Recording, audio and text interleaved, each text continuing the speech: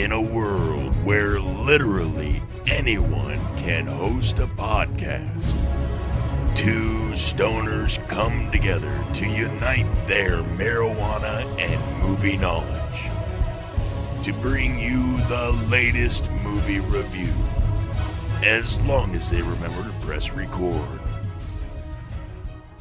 Welcome to the Blunt Movie Reviews.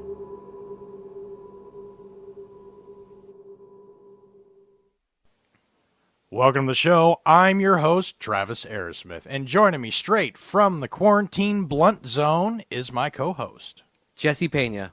Now, before we get started, we would like to thank everyone for all your likes, shares, and subscribes. Keep it up. It helps out tremendously. And if this is your first time at the Blunt Movie Reviews, we want to say thank you. And to warn you, we're a little blunt about our movies. We're a little blunt about our opinions. We're not like other jerk-offs. We're going to tell you how it is and how we feel. And you can judge it by there. You could either watch the movie because we talk shit or not watch it because we talk shit. You can use us as a gauge. We would like to give a special shout out to Tim Melville for giving us an early copy of this movie so that we could review it just for you guys. Thanks, Tim. And Jesse, what is the movie? This week's movie is 2020's Force of Nature. Hit me with that movie guy plot. Actually, Jesse, we're going to do something different. This week, we're going to do the movie guy trailer. So, Travis, hit me with that movie guy trailer.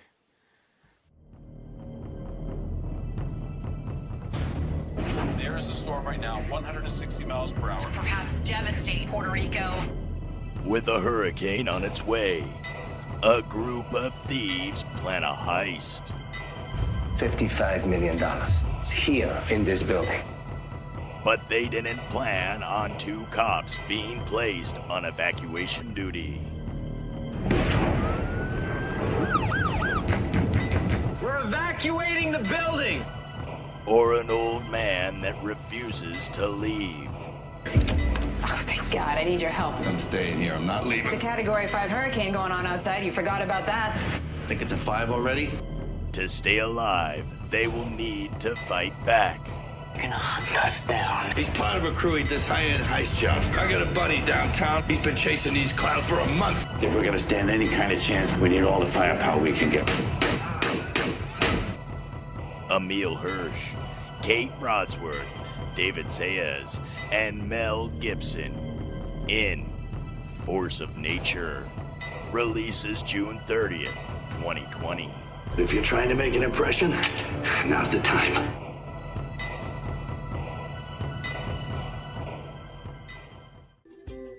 Hi and welcome to the Blunt Movie Reviews. We were all set to kick it off with this movie's top cast, starting all the way on top with the director.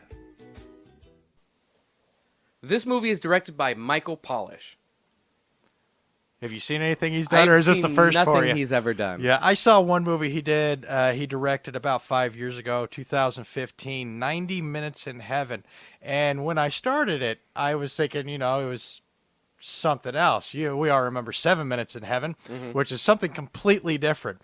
This movie stars Hayden Christensen and Kate Bosworth. Oh, Hayden, huh? Yeah, Whoa. that's all I need to say, That right? sounds rough. But it's about a man on his way home from work that gets into a car accident and he dies for 90 minutes. So when he comes back to life, he's like, I was in heaven. And it's a very, very heavy, dramatic movie that's slow and didn't need to be 2 hours. No. Okay. But starring with him in that movie is Kate Bosworth. I believe they're married. Her and Hayden Christensen? Yes. No. Her and Michael Polish. I believe the they're director. married. Yeah, I believe they've Okay. been together for a couple years now. Well, I guess that brings us right to her in this movie, Kate Bosworth. What do you got for her? For Kate Bosworth, I have 2006's Superman. Oh, Superman Brandon Returns? Routh. Oh. Yes, Superman Returns. That's right. Oh, that was a harsh one. That was a harsh. I actually liked it a little bit. I didn't think it was great, but Kevin Spacey, I know. He actually did a pretty good Lex Not Luthor. bad. A lot better than Jesse Eisenberg. Yeah, Jeez. Heiselberg. Absolutely, I think so. But the movie itself obviously was not well received by anybody, really. And I'll say his name right when he doesn't screw up iconic characters. How about that? That's a deal we're gonna make. But I like a movie, or not actually a movie, a TV show she did for Netflix last year called The Island. Okay. It's 7 episodes, limited series. It's about 10 people that wake up on an island, and they're all a little shady. And they got to figure out what's going on and survive. And it's a decent TV show, very sci-fi. Up next, we have Emile Hirsch. So I'm pretty sure we both picked the same one for this. It's probably one of the best movies of his career, and that's 2006's Alpha Dog. Mm-hmm. I mean, what a killer cast. That was a good movie, man. Yes, very sad. One of the saddest movies I've ever seen. Well, it was based off a true story, wasn't it? Yeah, that's what makes it even sadder. Yeah, this kid he was a big-time drug dealer in California. Yeah, he plays Lovejoy, a drug dealer, and Ben Foster, one of the craziest actors out there. At least he portrays one of the craziest people. Gets into an altercation. He's a white supremacist junkie who can't pay his debt. That's exactly what it is. So Emile Hirsch decides we'll get revenge. We'll kidnap his little brother, which is Anton Yelchin. The late Anton Yelchin. The late Anton Yelchin, which is sad that he's dead now, but he did great in this movie. This is where I first noticed him. Right. I believe this led him to becoming one of the main cast members on Star Trek, the movies. Like, this really led him on his road because it was a good role for him and everyone that was involved in it. Justin Timberlake was in this movie, guys. I know! I didn't know Justin Timberlake could act! He was very good in this movie. This and In Time, I mean, great movies. But this movie also had Bruce Willis in it.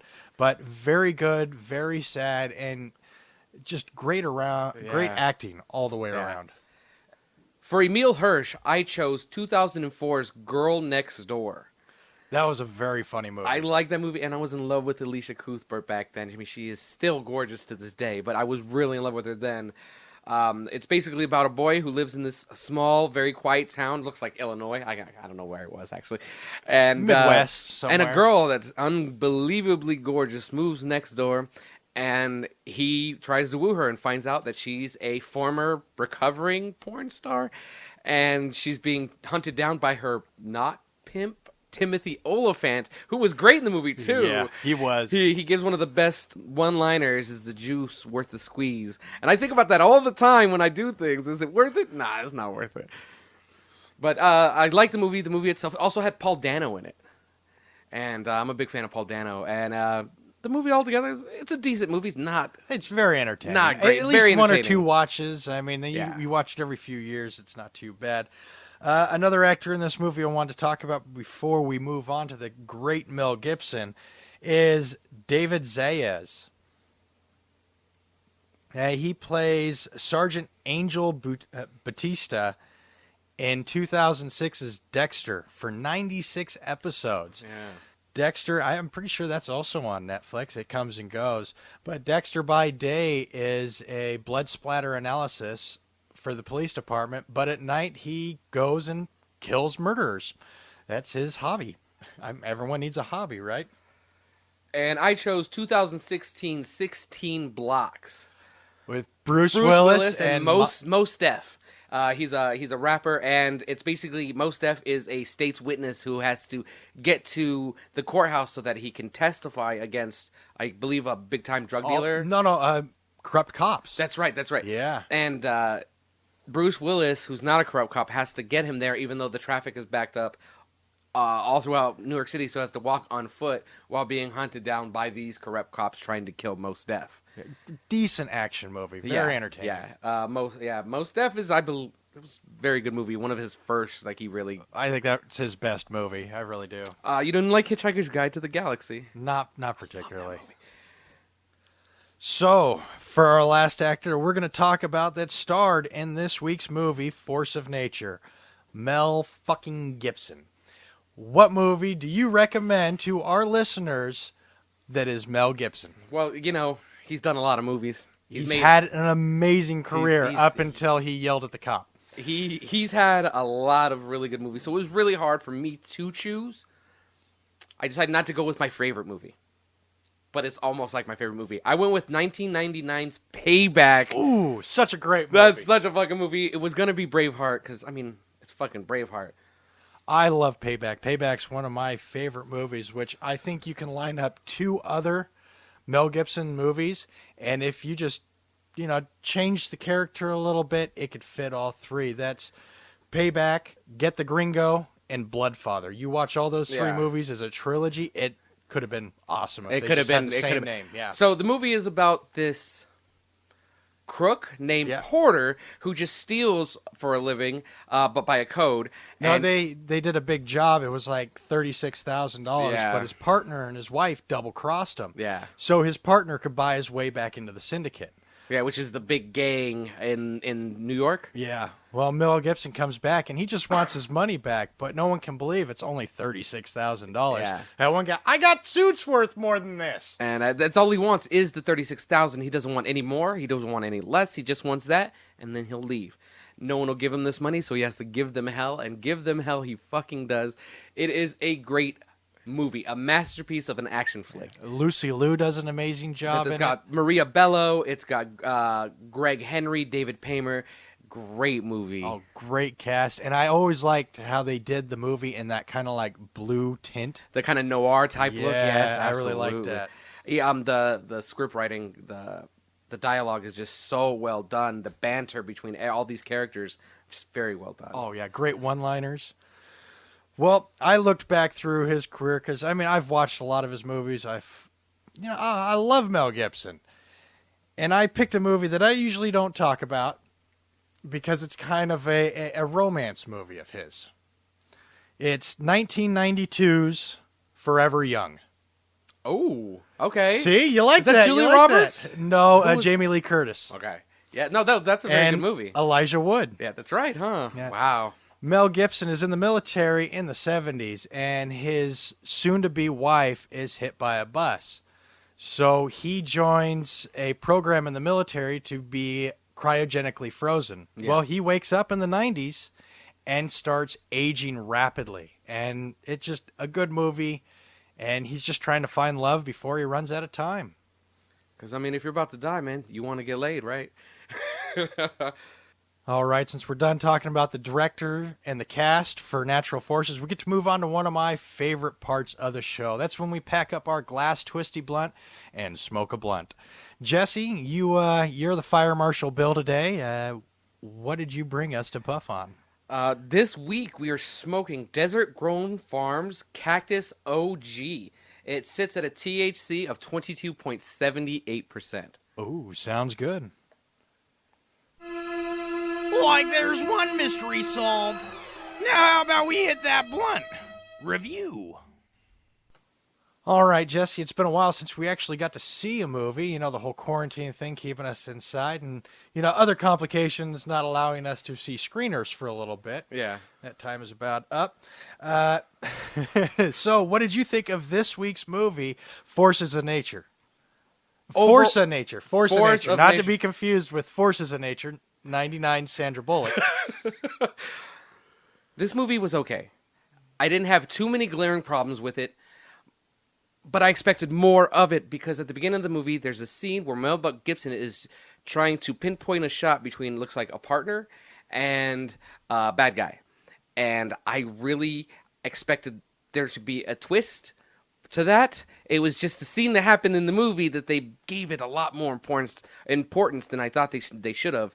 Because when there was no twist at all, I was like, but wait, what's going on here? So it didn't make a lot of sense to me, this movie. Having an American cop in Puerto Rico, but he doesn't speak Spanish. Well, On the police force. I actually liked Emile Hirsch's character when it first came on screen. I liked him playing. I thought he was doing a good job playing the cop that didn't give a fuck. The asshole, He's yeah. You need to get out there and do evacuation patrol and get these people out. And he just Why? It's raining. You want me to go out there? Are you sure? It's really coming down. I could be just as helpful sitting right here at the desk. So I liked his character was introduced, and later as the movie went, I have a problem with a lot of the characters in this movie. First of all, his later at the end, and anyone that watches the movie, I'm going to call it the DiCaprio moment. It's like he goes away from the character that he's played the whole movie up until the last 10 minutes. He's going to change his character. And as I say DiCaprio moment, you watch it, you'll realize, oh shit, he's trying to be DiCaprio right now. Dude, you ain't getting an Oscar for this movie. You're not going to get it. I was just wondering how much they paid Mel Gibson to be in this movie, because he wasn't in this movie all that much. And all he was an asshole, so he didn't add much to the story. He did kick some ass for what little ass he did kick, but... Oh, I loved Mel Gibson in this. No, I it's not love bad. his crotchety old man shit-talking Gibson. Yeah. It's just old, surly, funny. And all you know knee-jerk reactions, yeah. complete honesty, just dickhead. Yeah, he's one of the last old-school tough guys. You know, he's gonna get into a gunfight, have 3 heart attacks, and still try to chase the guy down. So you're talking Clint Eastwood? He's the next Clint Eastwood? Yeah, he's getting there. He's Right. getting to that next level status, as Right. he ages. Kate Bosworth, nothing to write home about, I'd say, in this movie. They had this really... Her and Emile Hirsch had this really forced situation where they were flirting, but there was so much stuff going on. The unnecessary love interest. It was so weird. So tacked on. So much weird. bad stuff's happening. He's already been shot. Like, Emile Hirsch's character's already been shot, and they're awkwardly flirting. Her dad's gonna die. They're gonna die. It was odd. Yeah, awful, forced. Yeah, unnecessary love interest. I didn't like the inconsistencies with the female roles in this movie. They started off so strong, especially Kate Bosman. When she first tells the cop to come in and make her dad leave, she's authoritative. But there's scenes of this movie, she's just a little girl that needs a big, strong man to help her, which I thought was bullshit, because she's the daughter of Mel fucking Gibson. You know, she's she gonna whoop be some fucking ass, tough. absolutely. Yeah. Absolutely. And, his Emile Hirsch's partner in this, your cousin, Officer Pena, she started off real strong at the beginning. Like, she's trying to work her way up through the career, and then she oh, Mel, I need a big, strong man to help me move my career forward, Right. which I didn't like, because she's supposed to be a badass on her own terms. Right. I don't know. I know what you mean, though.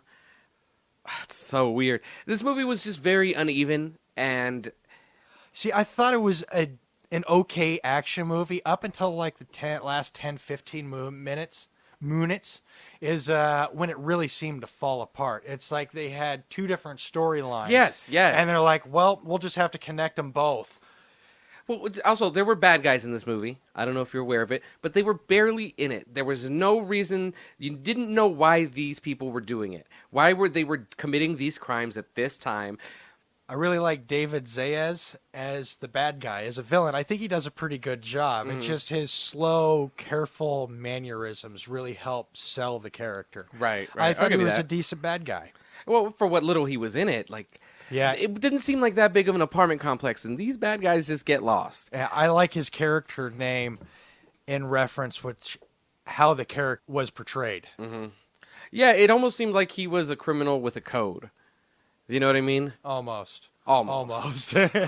I say before we hit our spoilers, maybe we should, if this was going into theaters, would you suggest people see it in theaters, wait for it to come on stream, or Go out and buy it when it comes or out? fuck it, maybe catch it one day when it comes on cable? I'd say probably just catch it one day on cable if it's on there.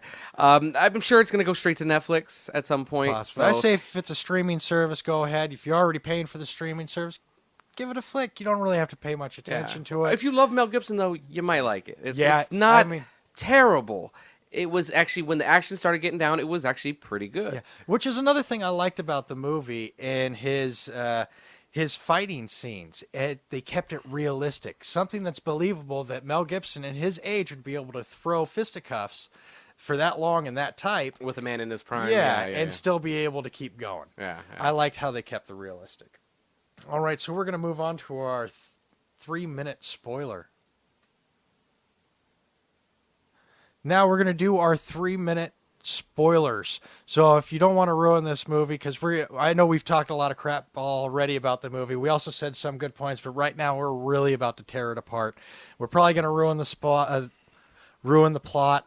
For the whole movie. Yeah, complete spoilers. So if you want to skip this movie, go ahead and listen to it. Jesse, go ahead and put 3 minutes on the board. Warning, warning, warning, warning, warning, warning, warning, warning. Warning, this is your spoiler alert. For the next, the hosts may be talking about the plot in depth. They may spoil the movie, they may spoil the middle, they may spoil the end. This is your spoiler alert. Warning, warning, warning, warning, warning, warning, warning, warning. This movie starts off with a hurricane coming to Puerto Rico, smashing down on it, which when they announced the movie, it really pissed people off because there was an actual hurricane hitting Puerto Rico at the time. So they had to push back the release of this movie, and COVID-19 happened, so it's still not released. Yes. Coming out on video, then possibly. It's being released. We're wasting time. All right. Anyways, Emile Hirsch is a cop in Puerto Rico. Turns out he accidentally killed his girlfriend, which was another He's cop. a broken man in Puerto Rico from America. Very weird. So he doesn't care about life. He doesn't really want to work. He just wants to, get his money, his pension, and get the fuck out of there. So his boss comes up to him and says, hey, this hurricane's going. You need to evacuate some people from a building complex. You get them out by any means necessary. And he's not happy about it. But he's given a partner, Officer Pena. They head off to the place, to the apartment complex, where they start meeting up with some of the tenants there and try to evacuate them, where he meets... But there's people that don't want to leave. Mel Gibson's like, fuck you, this is my house. I'm going to die here. Fuck dying anywhere else. And then downstairs happens to be a Nazi Jew art collection. And David Zayas, the bad guy, plans, you know what? Let's steal $55 million in the middle of this heist. This is perfect. In the middle of the hurricane, because no one will catch you. They can't hear the gunshots, and no one's going to call the cops. Just like 1999's Hard Rain with Christian Slater and Morgan Freeman. Burning through, almost there, a minute and a half. What really bugged me about this, when David Zayas shows up to the apartment to fucking steal the artwork, they used 4 fucking bricks of C4 on that door to get into the room where the safe is.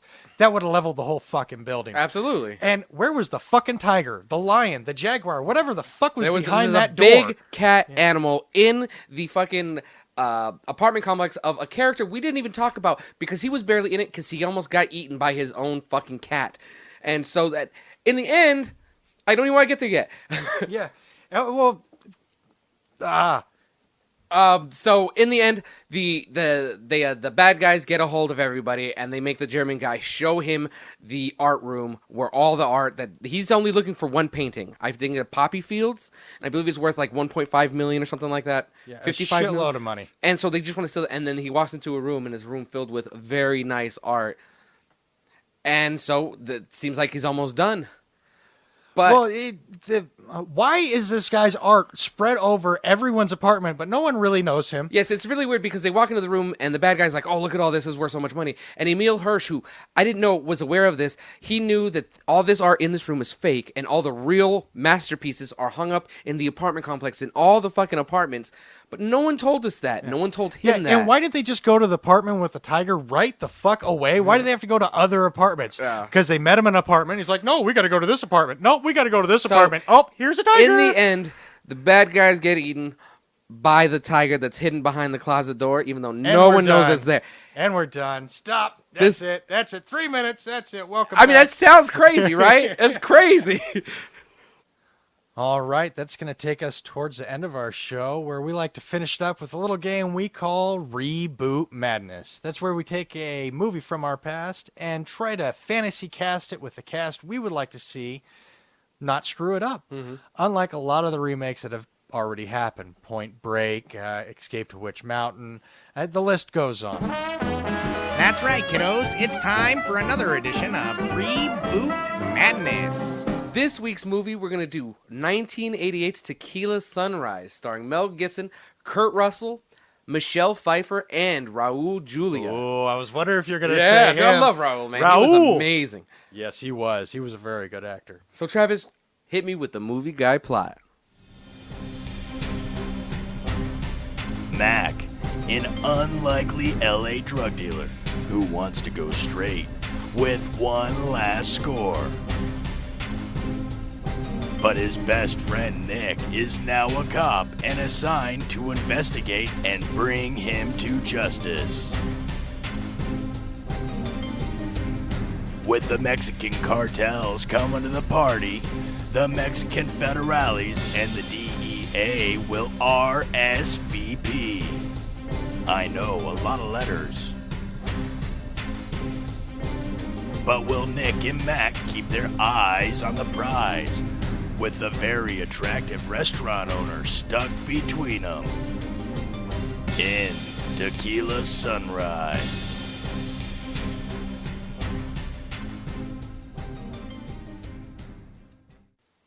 If you were to recast Mel Gibson in this movie, if it was made today, who would you recast?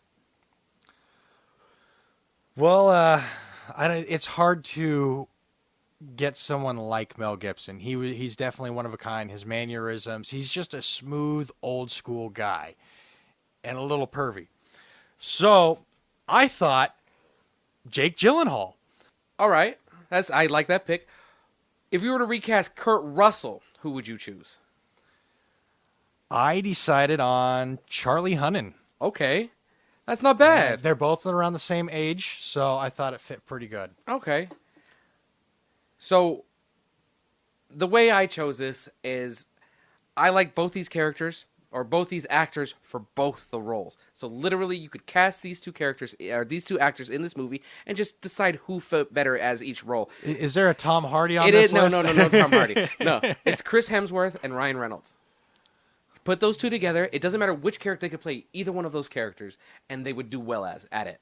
That's true. Yeah, that's so true. those are the two I think chose. your two would be leaning a little more to the comedy side. Yeah. And if you remember, this movie was a little more action and romance. Oh, yeah, that means that's But true. I mean, Mel Gibson and Kirk Russell have a good chemistry together. You call him Kirk Russell. Damn it, Kurt Russell. Gotcha. Mel Gibson and Kirk Russell have.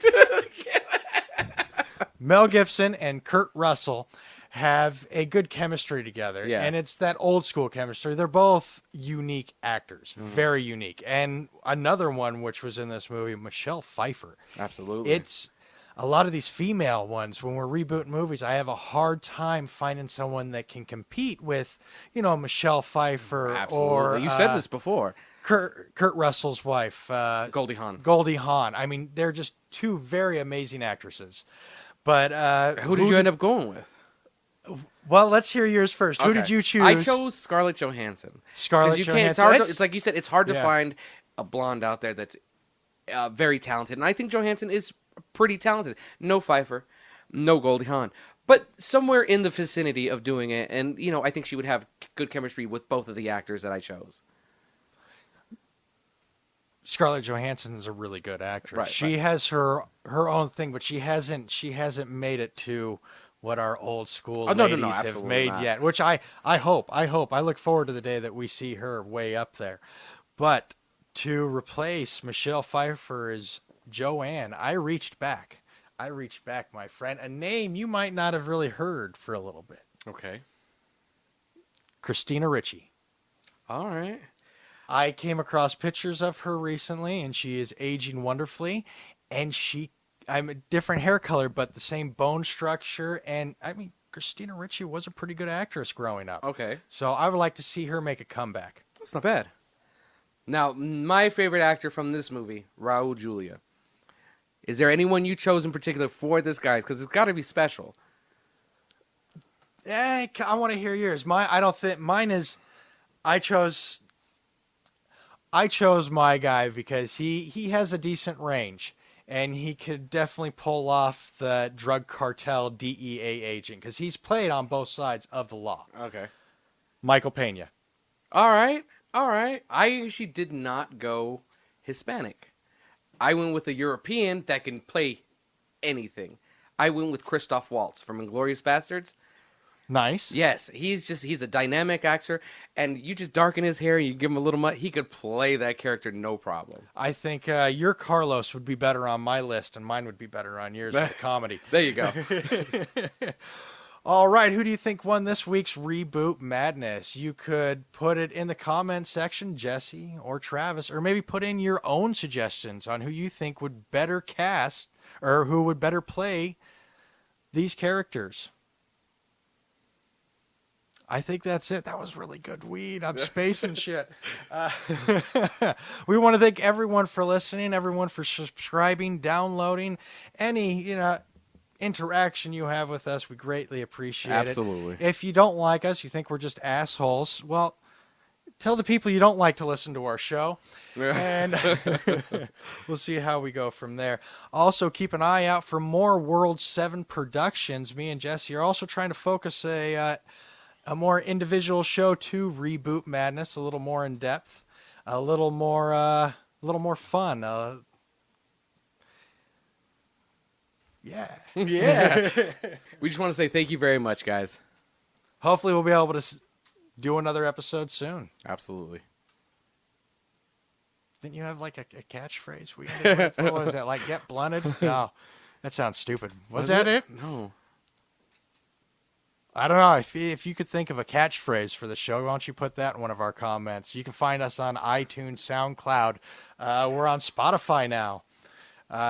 If you need visual aids for some of these actors, because I know we throw out so many names and we throw them out fast, we also have a YouTube channel. You can find us on Facebook, Twitter, Twatter, whatever you want. You type us into Google, we'll pull up somewhere. All right, Bob, that wraps it up. Roll credits. Let's get out of here. Good job, everyone. Good job.